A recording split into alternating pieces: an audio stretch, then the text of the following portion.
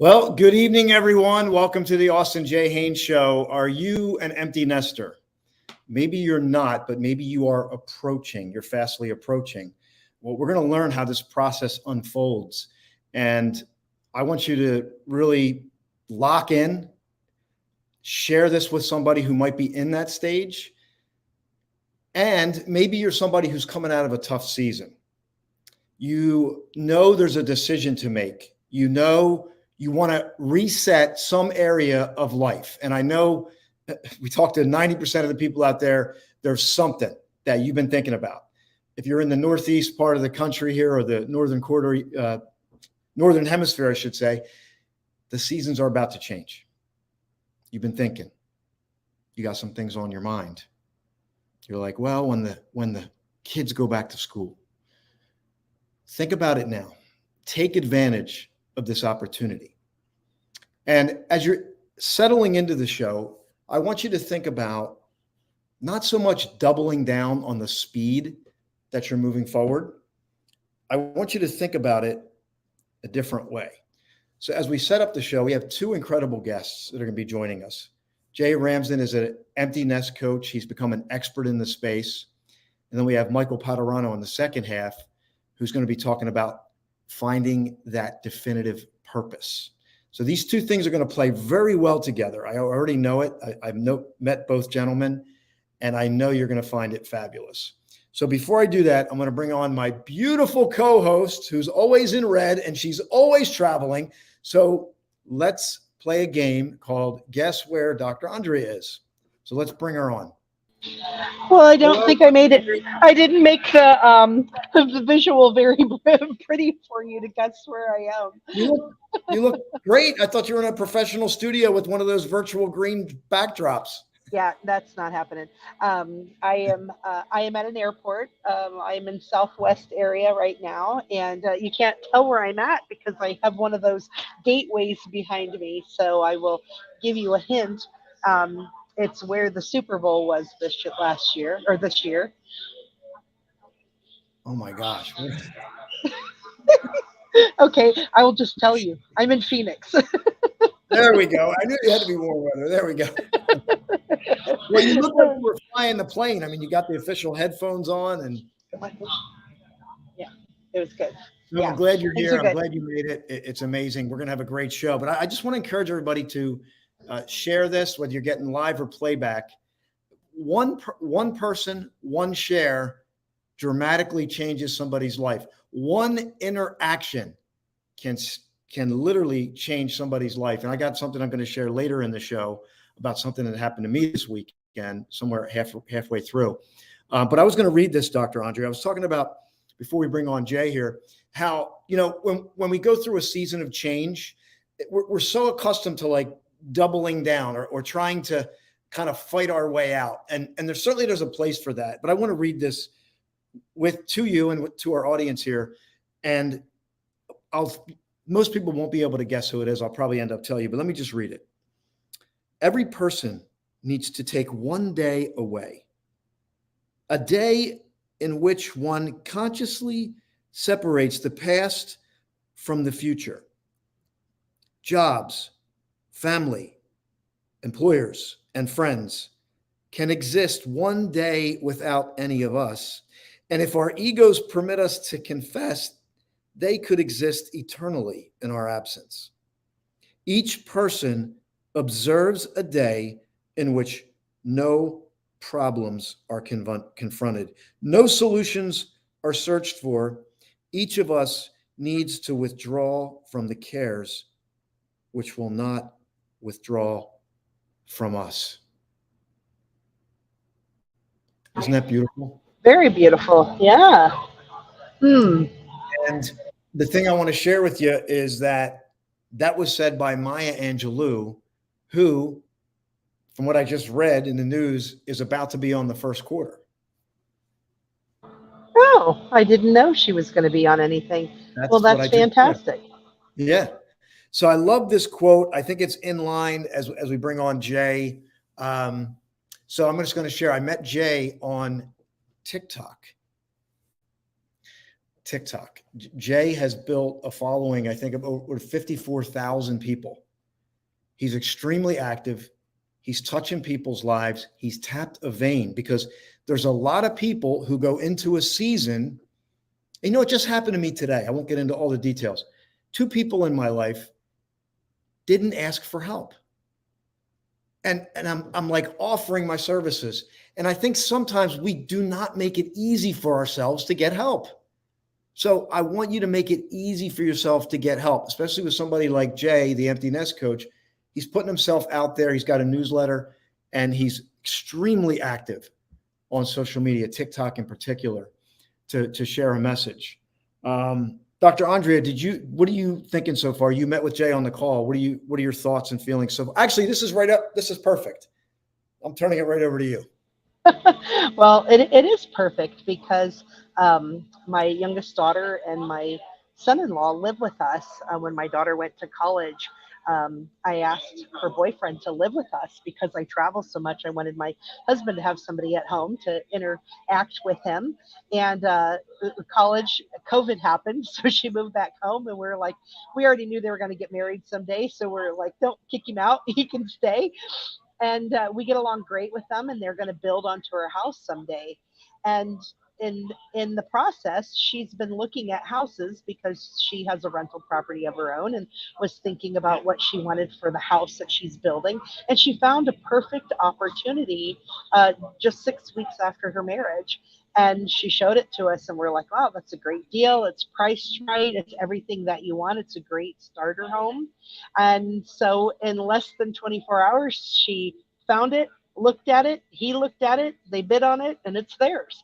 So we're going to be empty nesters. And then our middle daughter is also getting married next weekend here. So I'm heading home for the wedding. I was in LA where the earthquake and the hurricane was, and I'm going home for the wedding. And then in a way, we'll be empty nesters with her as well, because she lives in one of our rental properties. And because of where she lives in her rental, we use it as our drop-by house. So if we're in town, that's where we go to the bathroom. That's where we get a snack. That's where we check in because it's our rental and she likes us.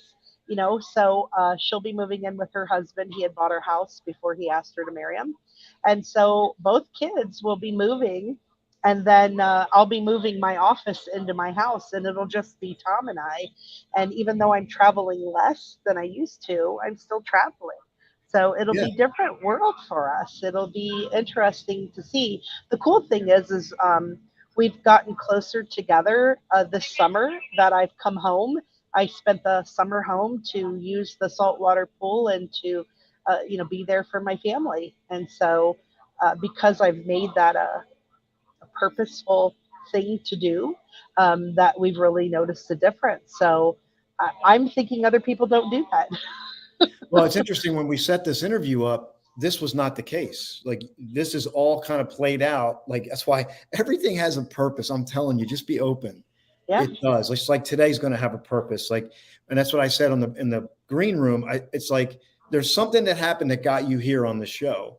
And right. I mean, there's stuff that happens that gets us here. But just to get into Jay's story, Jay and his wife were in the education. Jay was on the technical side, pretty much could work anywhere. And his wife was an assistant principal, ultimately became a principal. So this story, of course, COVID, a big factor, triggered a lot of change, job changes, things shifted. And then Jay's children end up moving on. And what you're going to learn here, so you might think, I'm fine. Like I'm approaching empty nest, I'm fine. But what you're going to learn is that Jay's story was a gradual story that had him in the pit of despair, feeling empty, lack of purpose, wondering what he was going to do next. Well, here's what I love about this, because we all go through things, but there's a small percentage of people that will reflect, capture, draw the lessons, be intentional, create something that ends up serving the masses. And that's basically what Jay did. So I'm eager to dive into his story and here. So I'm going to help me welcome Mr. Jay Ramsden here with us. Yay! Welcome, Jay. Hey, thank you so much for having me. I appreciate being here. we're glad to have you. And it's a power of TikTok at this point, because I saw you on TikTok. It seems to be the power of TikTok. I can't tell you the number of people who like end up on a consult with me and say the TikTok algorithm, it works. Like it's just one of those things, puts people in front of people just the way it's So supposed before we to get be. in, I just want to share what prompted you to go there of all places. What prompted me to go to TikTok? Yes. The pandemic prompted me to go to TikTok for doing something, right? Okay. It was, people were going there, they were flocking there. I started off just looking for positivity on TikTok, looking for people who were having a different mindset. This is before I even started coaching, right? At this point, I was still working in the school doing tech. And I was really just looking for, people who were kind of gathered around the same concept of like, okay, it's tough. Yes. Right. We're all locked inside. I was looking for some comic relief. TikTok has everything, right? It's now the biggest search engine out there for things. And that's where it started. And when I started to get into coaching, I was like, oh, there's a community out here. It has a real strong community feel. That was the other reason. And once I started diving into the empty nester, people always like, empty nesters are on TikTok. Well, let me tell you, they're there in droves. Well, there you go. Because they're looking to be connected to people. Yeah. So if we dig enough, Jay, maybe we can find one of those dancing videos of you, but we'll do that later. But Dr. Andre, I just want to give you an opportunity, because you were on the call that when we first talked to Jay, and you're going through it. Just wanted to, what are your thoughts on Jay so far? Well, I love that you've done this. You're for multiple reasons, because you're our age. So I love it when people our age are doing things and getting people to see them and follow them. Austin's been really increasing his following with what he's been doing with his ideas and his poetry and his thoughts, really as a digital bard and a philosopher. And then for you to be able to address the things that a lot of people in our age group are dealing with, and that is, now that their kids are gone, a lot of them never had a sense of self. This is my experience, my opinion, from the clients I've seen over the last 30 years and through, the people I hang around with. When their kids are gone and they're with their partner, they don't know what to do with themselves, let alone do with this other person that Absolutely, really it's probably only been a roommate. Yeah, that's true. Absolutely. Like they don't know, they lose a little bit of that connection too. And they get so caught up in the sense of I had a role as a parent, as opposed to, right, being Billy and Susie's parent was who I was, as opposed to being who I am, happened to be a parent of Billy and Susie. Yeah. You get lost in the role. So Jay, let's dive into your story a little bit, because I want people to hear your background, and then maybe we can share some insights. But yeah, let's take us back to this time when this all was kind of percolating for you. Yeah, so it really started. My wife and I worked in the same independent school in Raleigh, North Carolina. The kids went there. I mean, we were really blessed to have all four of us be at the same school, which really allowed us to be very involved parents and be involved in the school, with our jobs. We lived relatively close to the school. My wife had a lot of after school meetings. I became the primary caregiver in terms of making sure the kids got to and from school, lunches, that I still do. I like making meals, taking care of the house, laundry, you name it, like that. I like to do that stuff. So it was natural that I just was able to do that to support my wife and also support the kids. And then the pandemic hit. At that point, our son was off at college. Our daughter had just gone. They came back home. And it was, for lots of people, that's a transition point. Right. When people leave when the kids leave to go to college, it's one of those things where, oh, okay, now they're gone. And that's when empty nesting starts. But for folks during the pandemic, no, it started and then it came back and it stopped and then it started again. And so for a lot of them, it was happening when their kids launched and became adults. And at the same time, my wife got a promotion. We left that school in North Carolina. We moved to Massachusetts. She became a head of an independent school here. And I was left kind of like the kids going off to college. What am I going to do with the rest of my life? Right. and at 53, I decided to pivot and go back to my roots. I was a psychology major in college. And I always say it. If you've seen the show Billions on HBO, there's a psychologist there, an organizational psychologist there, helping hedge fund managers. Wendy, that character, Wendy, that's what I wanted to do. I wanted to be an organizational psychologist. Wow. But I was done with school after my BA. I didn't want to get my master's at that point. I didn't want to become a doctor, although I always thought it would be cool to be called Dr. J, if you're a basketball fan from back then. And but I was done. So I went and did other things, got involved in education. And then when we moved, I said, I'm going to go back to my roots. And I want to get back connected to people. Even though I was involved in tech, I'm a people person first. I love talking to people.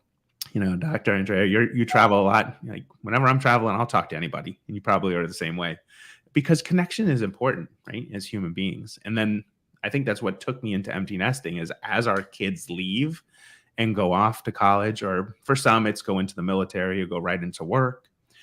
We lose that connection. We lose that humanity with people.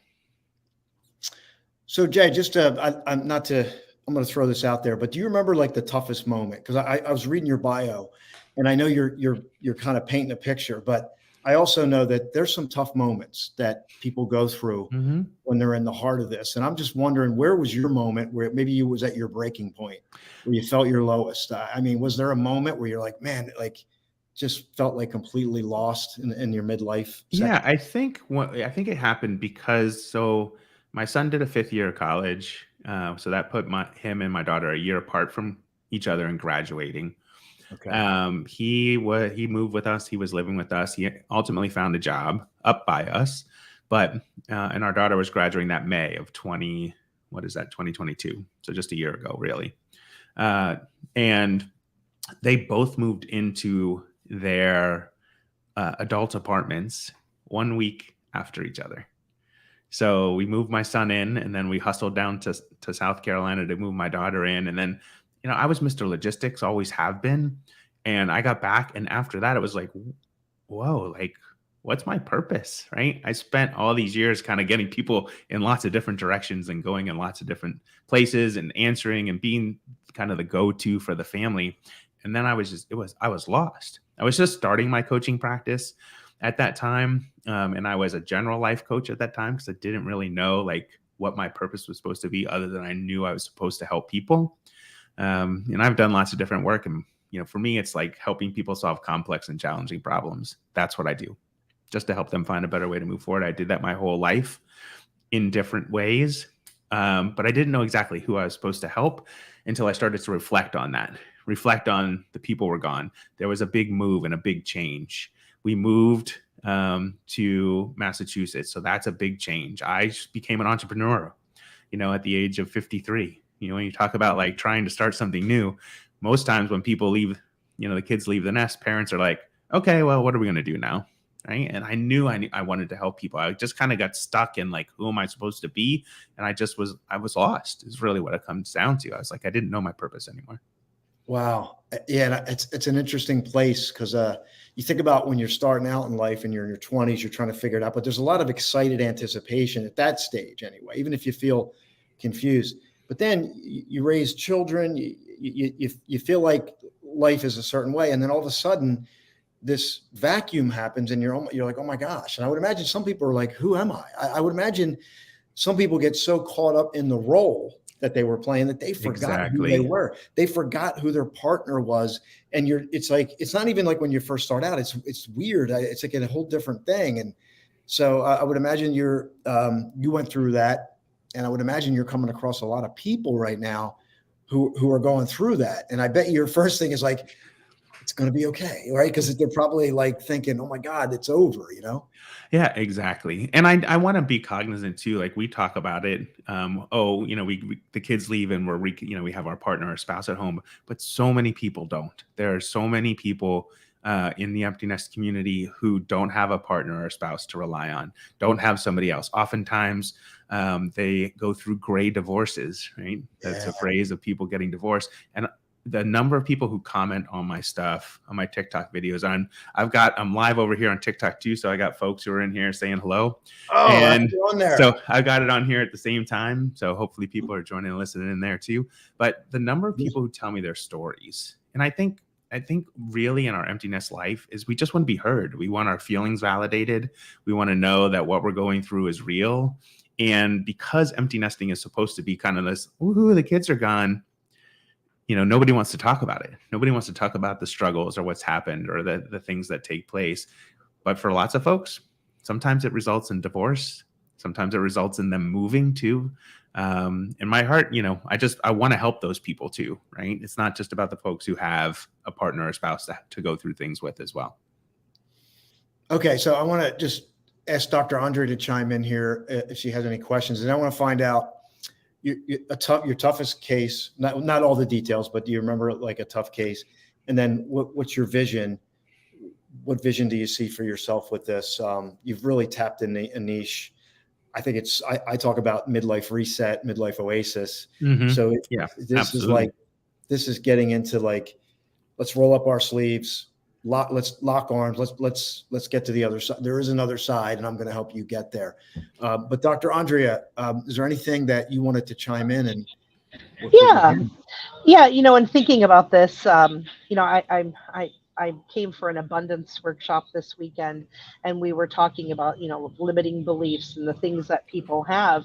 And now listening to you, it dawned on me, there are things that people have no idea are coming up for them. Mm-hmm. Like if somebody passes away, that you're going to have, something. I wonder if this lady knows she's on TV.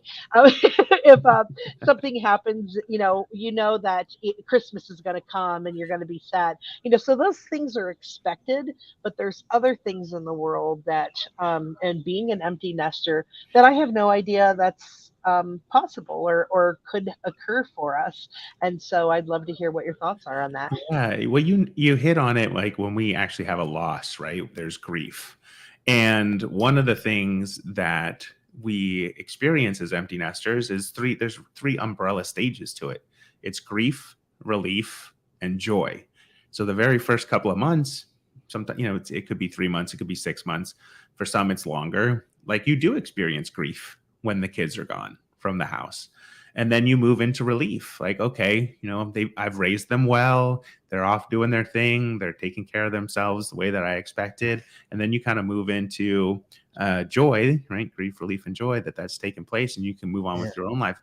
But what I try to tell people is that it's not linear. You don't go from grief, relief to joy. Some people jump right to joy, and then they backpedal into grief. Some people go to grief and relief, and then the kids come home for break, and they're right back to grief again when they leave to go back to school. And it's important to know, like, those phases exist for a reason, right? Because there is a loss, right? And you have to move through that for yourself. You talked about limiting beliefs, Dr. Andrea. It's right. For me, your thoughts and your feelings control everything in your life, right? And so we have plenty of thoughts and feelings every single day in our lives, and how we decide we're going to handle those is kind of how we live our lives. And that's the same is true when the kids go off to school. We can choose to look at it as something that's going to kind of say, oh, our life has ended now, or we can choose to think about it differently. Yeah. And I think one of the things I'm thinking about is couples who the kids were always this like conduit, or the children were always a conduit to the relationship. And then that connection point is gone.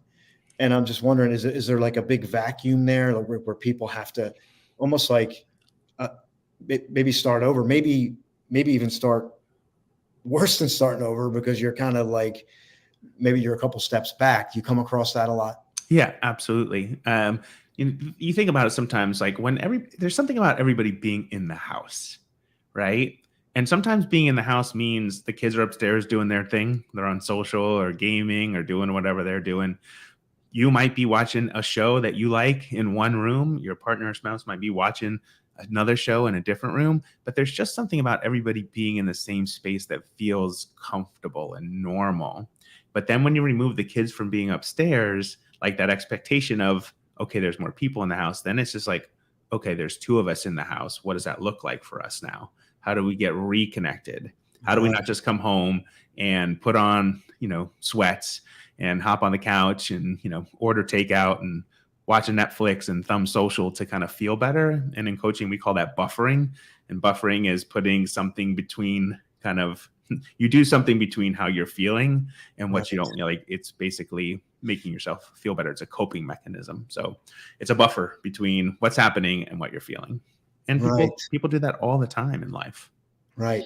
I So was just thinking it would be fun. Sorry, Elsa. I was no, just no, thinking that it would be fun. Maybe people need a buffering menu of like what to choose in their buffering. So Yeah, absolutely. I Absolutely. It's love that. interesting. I have a freebie that I call 10 things nobody effing tells you about empty nesting. And it's like actually to do the opposite of those instincts, right? The buffering instincts. But I like that idea of a high-end buffering menu that you can actually do instead. Maybe it's something fun. I don't know. Yeah, well, well, exactly. yeah. I mean, the one thing that we laughed about is I said it's funny because in being home, in being gone, we've always had our house is clean, but it's cluttered, and I've been uncluttering or decluttering all summer, and it's getting really nice. And I'm like, oh, now the house finally looks like the kids always.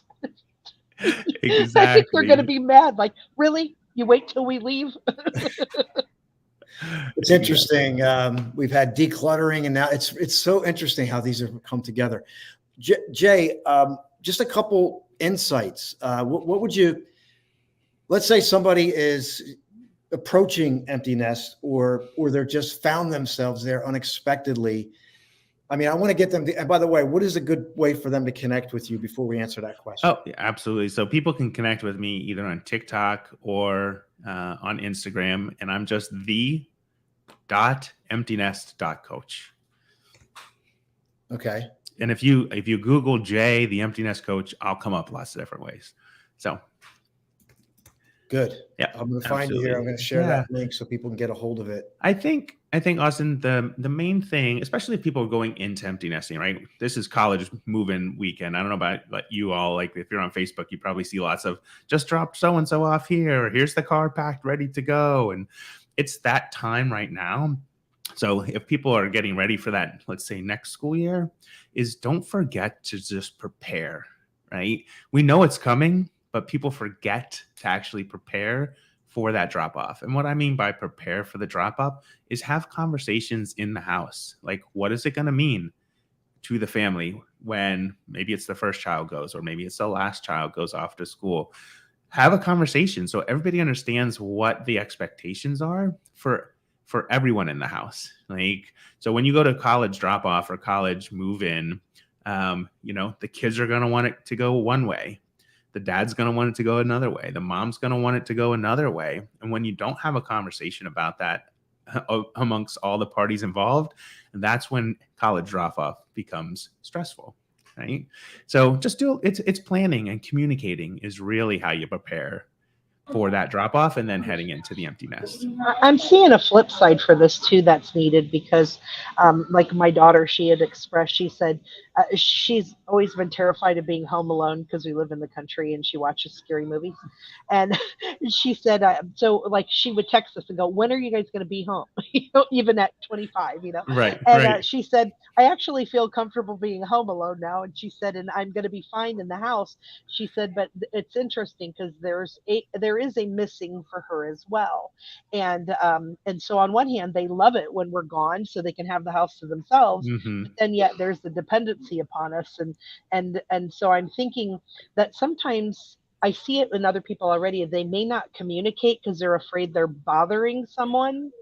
And Yes. instead of giving that person the choice on whether they want to be bothered or not. Yeah, 100%. 100%. Yeah.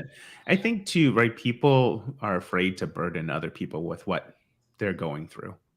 And I think the more that we can kind of get people to break that cycle in our lives, then the better off we'll be.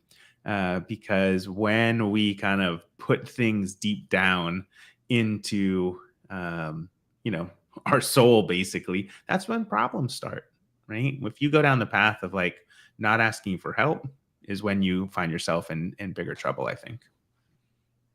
Yeah, exactly. It's interesting. I just started the show with that. And that's what was my lesson today with two people in my life was like, I need to be really assertive. And so it's funny. It's amazing how this teed up for me today. I had a situation. Anyway, I had to it was able to get it rectified. And then it's another situation unfolded. And I said to the person, I'm like, listen, let me help you. I'm offering help. I'm here.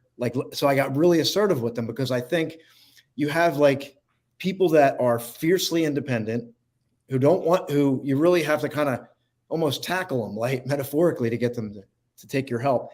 And you got people who are always asking for help. So it's a really good lesson, and exactly what you're saying. So I found this one here, Jay. This is where you give the 10 thing nobody effing tells you about investing. I thought this would be a good thing for people. https://bio.site/JASONRAMSDEN for those of you on the podcast. And this has been some great conversation. We're going to transition here, but I just want to welcome in our guests we have YouTube, Facebook. This will be on Apple TV, Amazon Fire TV, Roku. It'll be up on the podcast, the Austin J Haines podcast. So it'll be up there for you to go back and listen to again. So what we're going to do right now, and Jay, if you want to stick around, maybe we'll pull up one of your TikTok videos later. Yeah, I'll stick around. When you guys are talking to Michael, I'm going to flip over and talk to my folks here on TikTok. Live over here to see what feedback they have. Yeah, and that's great. I'm going to share. Love it. I'm going to share something here. So we're going to have to play a little bit, be flexible. I'm going to play a video, Jay. I want you to stay on, and then I'm going to bring Michael on, and then we'll transition out, and you'll come back at the end of the show. But this is what happened. I mentioned how each person can affect another person. I met somebody who had a major impact from my book, and I happened to capture it on video, and I thought I'm going to share it tonight. This is the book Flashpoint. This was at an event yesterday, the Arts and Authors Conference in Cherry Hill, New Jersey. Shout out to Kimberly Hollingsworth. So this is just less than a couple minutes. So we'll see you back right after this video. It doesn't do me any good to tell you how great my book is. This book came from the depth of my soul, but it doesn't mean anything unless it has an impact on you. And it's not going to be for everybody. I'm just going to tell you right up front. But it was for Lisa. Hello, everyone. My name is Lisa. As Austin said, it's an acronym for Life is So Awesome. I just wanted to share a little testimonial about the impact his book had on me. For the past 3 years, I've been in this dark cave season, and just as I was getting to the end of that tunnel, I saw Austin at an event like this, and I was telling him how I was in this cave season and I was afraid of coming out of it because I was afraid of being blinded by the light. And then he goes on to tell me that the light is within. And so I got a copy of this book, and it was an extension of that flashpoint moment that I had at that event, where the light is not going to annihilate you because it's generated within you. And so this book allowed me to build vocabulary around that darkness, that season being in the cave, and allowed me to gain perspective on it, that darkness is necessary, that it is the raw material with which you build your new life. And so I just want to thank Austin for doing this work, going through his own dark seasons, through his own cave, and to bring about this book to help people like me who was at the edge of that cave, at the cusp of the unknown, not knowing, with 1 foot in and 1 foot out, not knowing whether it was safe to step out into the light. And so I just want to thank Austin for encouraging me and for guiding me to an event like this, and for giving me an opportunity to share this testimony. So I just had to share that because that's something that, you sometimes you think people aren't listening, they don't care, but it just takes touching one person. And I heard something the other day: books change people, and people change the world. Books change people, and people change the world. So as my screen gets all confused here, let me get back. There we go. I'm back. So it's just a metaphor of life. People get confused and they need something to focus on again. That's absolutely right on cue. Yeah. So let's bring up our next guest. This person I met a few years back. The heart. This gentleman has a ton of heart. He's been to hell and back. He's just been through a lot of dark stuff. I'm not going to get into all of it, but it's interesting how Lisa was talking about the light, and his company is Inner Luminance. So he's had a lifelong journey, and what it really comes down to, definitive purpose. So this is going to play nice off of Jay's message as we hear Michael's story, and he's still raising children. So he's got children. He's doing the whole thing. He's doing the dad. He's caretaker, and he's building this heart-centered business to get out there and reach people to help them find their definitive purpose. So please help me welcome Mr. Michael Padurano. Michael. Hey. Good to see you, my friend. And you're on mute right now. There we go. I was still on mute, so I was trying to find a button to unmute it, and then the screen blinked. I don't know what's going on here. You're good. We can see you. I just want to, before we transition, you heard Jay's story. What are your thoughts before we transition? I mean, I think at its core, it's another transition in life, right? There's many of them as we go through, as we grow through life, because I call it growing through, not going through, because we're always growing forward. I look at a perpetual state of learning and evolution. So I try to simplify things, and it's another life phase. And you are, at the end of the day, who you are with or without anybody in your life. And if you're not focused on who you are when you are a parent, which is something I have to remember on a daily basis, right? Being a solo parent to 3 young kids. So if I don't focus on myself and I don't put self-care as my priority, then as time passes and they do grow older, I'm going to be left with nothing, right? I've been fortunate enough and blessed enough that I am a solo parent to my 3 children, that I have sole custody of my kids, and I also prioritize taking care of myself. So I'm building myself before anything leaves, and myself will never leave me. And when it does, it's over anyways. So it doesn't matter. Thank you so much. So Jay, I'm going to put you back there. Now you got your TikTok fans waiting to hear from you, but we'd love to bring you back on as we wrap up the show. So we'll see you in a bit. Please do. Yeah. Throw me into the green room. Cool. Sounds good. Michael, man, you got a deep story. I'm like, where do we go with this? I'm going to let the spirit guide us here. Yeah, I've sat there the whole time listening to Jay, and I have so many relatable scenarios, but I don't know where to take the story. I mean, and then the way that you put Lisa on there and you told her that the light's within, it just defines everything that I'm living into today, right? Because the whole purpose of inner luminance is to help people rediscover what's already in them. We are our own answers. We just don't realize it and don't believe it. So, I also believe in interdependence in relationships, because then, when you have your interdependence, then the codependency and the distracting ways of codependency. There is a healthy codependency, but most of it is distracting and takes away from self, right? And to understand who we are at our core, we need to strip away everything that we've been told. So much is imposed upon us from systemic and generational situations that for us to, you can tell them about my kids, by the way, because I have the cereal stockpile over my shoulder. So I'm like a commercial for, great value cereal. Has like 4 different brands. We're good. But we need to figure out who we are at our core, beyond our role, beyond our title, beyond our family, beyond the roles that we play in life. And that's why the only affirmation I live into every day is I am me, because I'm all of those things. I am everything that I embody on a daily basis. I'm my soul, I'm my mind, I'm my body, I'm my heart. I'm everything put into one. And, I guess I'll go here, but, November 16th of 2022, I had a major stroke, 3 places in my brain all at once. 86% chance that I'd be a vegetable for the rest of my life. 26 hours later, I walked myself into the hospital, and they didn't even believe me. Michael, you want to share your age? Is that okay? Sure. I'm 44. I am nothing to hide. I feel a lot older. If that makes any sense.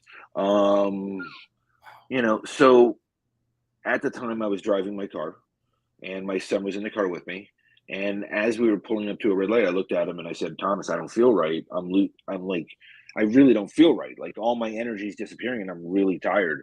And he said, as soon as I stopped at the red light, my eyes rolled to the back of my head. And as soon as the light turned green, he tapped me on the shoulder. He said, "Dad, you got to drive. The light turned green." I opened my eyes and drove straight home. Now, a normal person would be a little bit more concerned, but because of my life experience and all the near-death experiences I've had and my spiritual beliefs, I wasn't as concerned as a normal person, and I went straight into healing myself and frequency healing practices that I practice, energetic healing.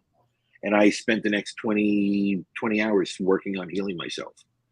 When I went to the hospital, a day later and a couple hours later, they didn't believe me that I had a stroke, because while, yes, I was mumbling a little bit and the left side of my face was slightly paralyzed and the left side of my body was slightly paralyzed. I still made sure I got my 3 kids out of the house, all on the bus, all taken care of, all to school first, dragging half my body up and down the stairs to get them ready and get them out of the house. And when I got to the hospital, they didn't believe me. They couldn't understand how I waited a day to go to them and not depending on them. And I depended on myself to heal myself. That we could have a whole episode about the medical system and all those issues, but that's besides the point. That could be a series, actually. But, you know, the fact that I leaned into myself and I leaned into who I am over trusting a medical expert, right, in this amazing medical system that we have that treats symptoms, and then went to the hospital and they didn't believe me. And then when they did the test, they admitted me before even telling me that they were admitting me because they said it was such a big deal. I didn't know what happened until I got upstairs. And then it was test after test after test after test. And the next day they came to me and they said, well, we want to keep you for the weekend. And I said, well, who's going to take care of my kids? The doctor looked at me with a straight face and said, we'll call child services. I said, my children were abused by their mother, and I fought 19 months to take custody of them to protect them from their situation. If you think I'm going to let Child Protective Services take care of my kids, you're drunk. I said, I will leave right now and sign any waiver you want. And that's what I did. And within 3 weeks of healing myself, before physical therapy was ready for me, I was 100% healed. By the time I started physical therapy, I was 95% of the way. Within a month of physical therapy, within 3 months, I was beyond 100% healed. Every doctor cleared me for everything. And I went to my doctor today, and they're starting to take me off more than half of the meds I was on in the beginning because everything is best it's ever been. I'm the healthiest I've ever been in my life. Wow. I mean, there's so much to unpack here. But Dr. Andrea, what are your thoughts? I mean, this is the first time you're hearing Michael's story. Well, as a believer in frequency, and I'm trained in NLP and hypnosis and all these other healing modalities, I hear this and I'm so excited to hear that someone practices these things and makes them work. And even more so, you had a purpose. You know, when people can find for themselves a reason to not be sick, Yes. they are more committed to heal themselves than ever. You know, the idea that you were saving your children by being healthy was the best thing that you could ever do. Wow. A million percent. And it took me putting myself first, right? Which empty nesting, basically what you have to do is transition to putting yourself first again. What I've decided to do is flip the paradigm and always put myself first. Make sure that my children put themselves first. Like my kids had a habit because of the trauma that they went through. Dad, are you proud of me? And I would immediately flip it on them and say, are you proud of yourself? Because it doesn't matter if I'm proud of you. I need you to be proud of you. I need you to love you. I need you to do for you. My goal is not to have you live into some life that I didn't accomplish for myself. My goal is for you to live into your best life, whatever that may be. Looks like we're having airport issues, but that's fine. So, Michael, what are you focused on with the people that you're working with beyond, obviously, the surface is I want them to discover what's already in them. In your case, and by the way, I can only imagine what your book's going to be like. It's going to have to be a series. It's going to have to be a series. Yeah, they can't fit in one. Right, because I mean, what you've gone through, it's incredible. It's incredible. I mean, because there's so many layers to it. That's the thing. So I see why you're going toward a series. Let me get Dr. Andrea back on here. There we go. Yeah, there's so many layers to your story, and you're right. I mean, you might even have to just start writing it intuitively and kind of see where it goes. But I would imagine, because I read another book, and I forget the name of it, but it had to do with a woman who had a stroke. Not even nowhere like what you've gone through, but she wrote a book about it, and it was the best thing that ever happened to her. Would you say that's the case here with you, or? I mean, I call it my stroke of gratitude for a reason, because it released me of any and all attachments that I had. Wow. And while I was already a living miracle every day because of my life experiences and my 15 near-death experiences before this one, this confirmed that my life is a miracle and I live into my purpose every day of impacting other souls. My definitive purpose is to elevate humanity through knowledge and understanding. So what I do is I sit with people no matter where they're at in their life, and I help them look within themselves. When it comes to knowledge and understanding, it's about knowledge of themselves and understanding themselves at deeper and deeper levels. I want to help people find their true purpose. I want to help people find their true love for themselves. I am at a point where I unconditionally love myself. I love my flaws more than I love my strengths. I mean, there's Yeah. nothing that I hide from. I unconditionally love myself on a daily basis. I mean, Yeah. and my children are reflecting that back. Little by little, they're finding it. And when you live the example, it ripples. And that's really what's happening. I love Like that. there's more power to living the example than there is to dictating. I The love that. dictating didn't work for me as a kid because I was just the constant rebel because of the abuse I went through. And because my kids had similar paths with their mother and everything else, I chose not to go to the dictate mode, went deep into my own healing journey. And my children watched me go through 100 journals, crying hours a day, clearing out and writing self-forgiveness letters that I created, and going through book after book after book and seeking answers, working with over 40, somewhere between 40 and 50 coaches, shamans, rabbis, and priests over the course of 3 years, and a couple of psychotherapists to really process, release, and heal. You know, I believe that you have to create your own way based on a customized version of you. We're all individuals. There is no one way to do anything. It's infinite. Yes. It's limitless. I live in limitlessness. I don't believe in abundance. I believe in limitlessness because abundance goes as far as my imagination can take it. But the universe and source, which is what I call God, is limitless. So if I go to my imagination, I'm cutting off the infinite resources. I want to go even further than that. I want to not go into my imagination. I want to allow things to flow. I want to be in a place where my intuitive knowings is how I guide and live my life on a daily basis. Yeah. So what is your vision now that you've gotten to this point? Do you have it? Are you just like, I'm just going to let it unfold, just like you're doing here? Yeah. I'm not forcing anything. I mean, I have people that I talk to daily. I have people that after the stroke, I put all my clients on hold. I went back and fulfilled the commitments that I owed them. Some of them came back after that. Some of them didn't. Most of them didn't. Because I took a 6 to 8 month break, really healing myself on every level, getting healthier as well. And now I'm starting to open my doors up to one-on-one clients again. And I'm building out workshops too, 2-day workshops for corporate environments to where we can sit down and really get people to build trust and build self-love and build collaboration, but through themselves. Because the only way people are going to collaborate, the only way they're going to trust anyone else is if they trust themselves. That's really what it comes down to. Like, we make it very complicated so we can sell things, and we make it like these really crazy techniques. At the end of the day, it comes down to self-forgiveness. We blame and shame and guilt ourselves on so many levels. Yeah. At the end of the day, we just need to release it all. We need to unconditionally love ourselves. When we trust ourselves and we love ourselves, we're not going to look to hurt anyone else, and we're not going to look to take advantage of anyone else. So true. Because we have no wounds to fill through those trauma bonds, and we're not seeking. We're not, we're vibrating at a higher level. If you want to go to Dr. David Hawkins, right? We're vibrating at a higher frequency, a higher level. So that's what we're attracting into our lives. That is true. That is true.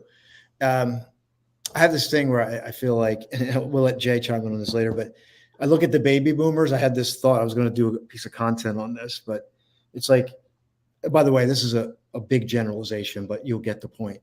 It was like the baby boomers, it was like, at least in my experience, to their children, you'll never be good enough. There's a standard. You'll never hit it. Keep trying. And then I'm a Gen Xer. It was kind of like, well, you might be good enough, but you're really not. And there's a whole lot of divorce and stuff you're going to go through, and you're not going to feel like you're worthy. Then we got to the millennials. It was like, oh my God, you woke up today. And then we tried to counterbalance with that. And now I'm curious because what are your children like? What, and not only you individually, but what is your feeling collectively now? With it's like a little social experiment here, a little social thing. But what are your thoughts on that? I want my kids to be the best version of themselves that they possibly can. I want them to wake up every day and say, I love myself. I am empowered by living into my purpose every day. I don't care if they're garbage men. I don't care if they go to college. I don't care if they do or don't. I don't care if they have degrees. I don't care what they do. I don't care how much money they have. I care about how they impact themselves and those around them. That's the only thing I care about. I'm not imposing any. I am trying my best to objectively not impose anything on them. Let them discover. Yes. I'm trying to keep my 6-year-old a 6-year-old. I'm trying to allow her to question everything, including me, which drives me crazy. But it's also the most beautiful thing in the world. because when I would question my mother, I would get my butt kicked, right? Because that's just the house I lived in. So questioning authority was never a thing. It was something I always fought to do. I have her embrace it, and she doesn't fight it anymore. I want her to be curious. I want her to find her own answers. I teach my kids about meditation, journaling, energy work, connecting themselves to whatever they believe is a higher power. I'm not indoctrinating them to any religion whatsoever. They want religion, let them take religion. I'm not pushing it on them. Mm-hmm. I believe that religion is a surface level thing to find community for a similar belief structure. But I also believe that a direct connection to your higher power is truth. And that I teach them, that I guide them towards, but I guide everybody towards that. Well, I'm sure it's probably amazing what the legacy that they're going to leave behind. But I wanted to pull up your LinkedIn here before we transition. There's your LinkedIn. Is that the best way to connect with you? Yes, 100%. I actually sent you the link too. If you wanted the link, I emailed it to you. But yeah, okay. I mean, that's by far the best way, easiest way to connect with me is LinkedIn, or you can Google search my name. There's no other Michael Padurano on the planet. Actually, I'm the only Michael Padurano on the whole planet. Yes. You the last are a name, special company. my father's father, when he came to the country, his name was misspelled. So there is no other Michael Padurano on the planet. Okay. So LinkedIn, there you go. It's at the bottom of the screen. Padurano, Padurano. And I have it up on the screen there. So please connect with Michael. Enter Luminance. And it's exciting to watch your journey unfold and where you're going, everything that you've overcome. Then it's just an honor to have you on the show here tonight. And again, scrolling at the bottom of the screen, and you can, again, Google Michael's name. So let me stop this screen share for a moment, and let's bring Jay back on, because Jay was in there. Let's bring Jay on. Jay, welcome back. Thank you. Good to see you again. What are your thoughts on Michael's story here? Yeah, I absolutely love your story, Michael. I mean, I don't love that you were ill and had to come back from it, but the way that you did do that is, I think, an important point for people to realize is, like, we can go through anything and bounce back from it because it's all of our thoughts and our feelings about it, right? I'm a big believer in our thoughts and our feelings drive all of our actions in our life. And you decided you were going to think and feel about what happened to you in a different way, right? And then you went and you took off in your journey because of that. And that's huge. That's huge. Yeah. It was at one point in my life, I decided that I was going to start living for me. And that's what changed everything. And even having my 3 young children, all 13 and under, by me doing that with them witnessing it, it's empowering them in such ways that I could never even imagine. Yeah, absolutely. When we put ourselves first, we make everybody else around us better. And that's a hard concept for people to wrap their heads around. It really is. I think there's some nobility people find in self-sacrifice. We could do a whole nother show on that. We're limited hours. It could be hours. And I'm going to jump in here because I was invited to speak on stage this weekend myself, so it was very fun. I was speaking when the earthquake happened, by the way. So I told everybody I made the earth move. But part of the theme that kept coming up that I kept hearing this weekend, and now I'm hearing it again today, is about being selfish.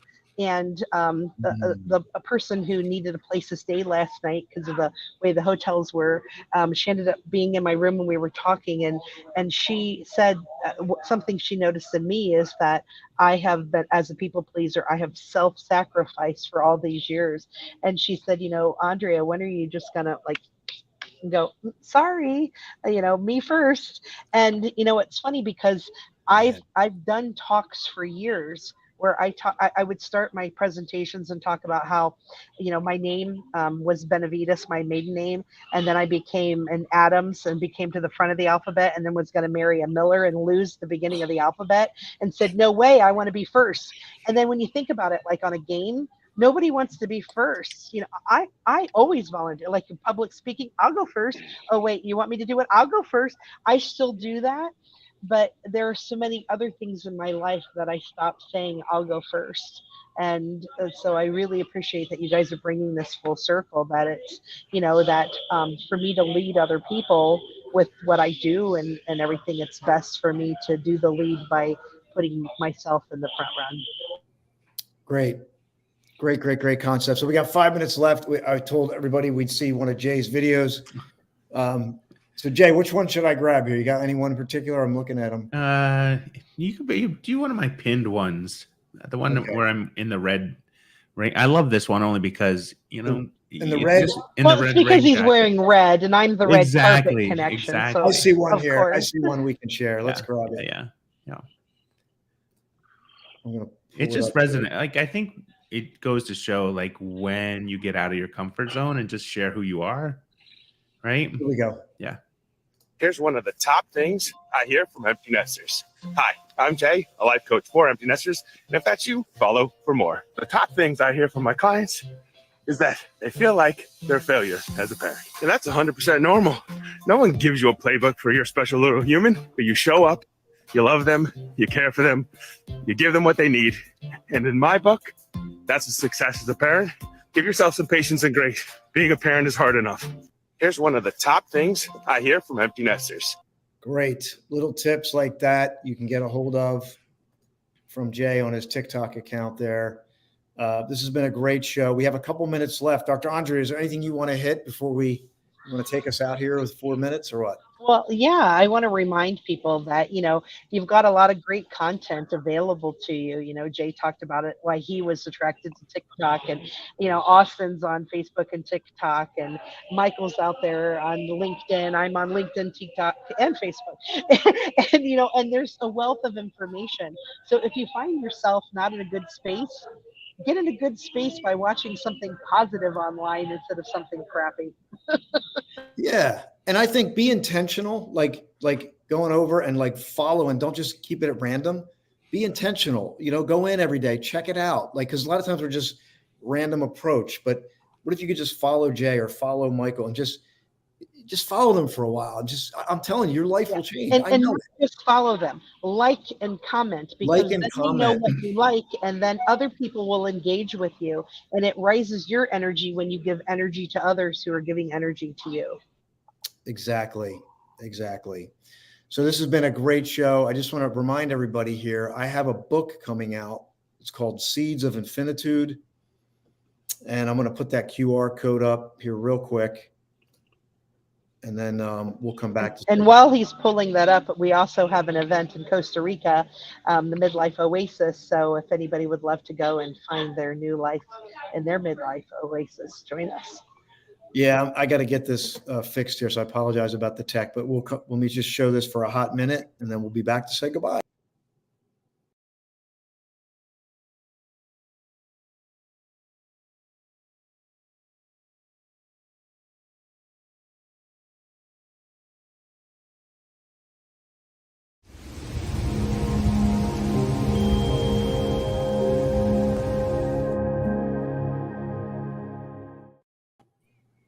Well, I want to thank you all for being here tonight for this show.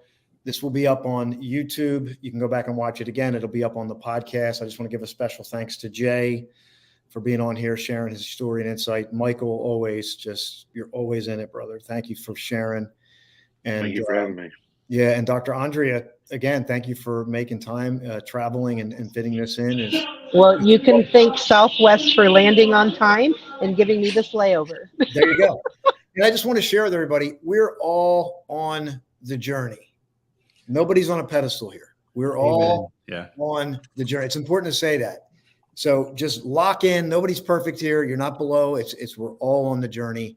So let's just do it. So thanks everyone for being here. Have a great day. Have a great night, and we'll see you soon. Bye for now. Bye.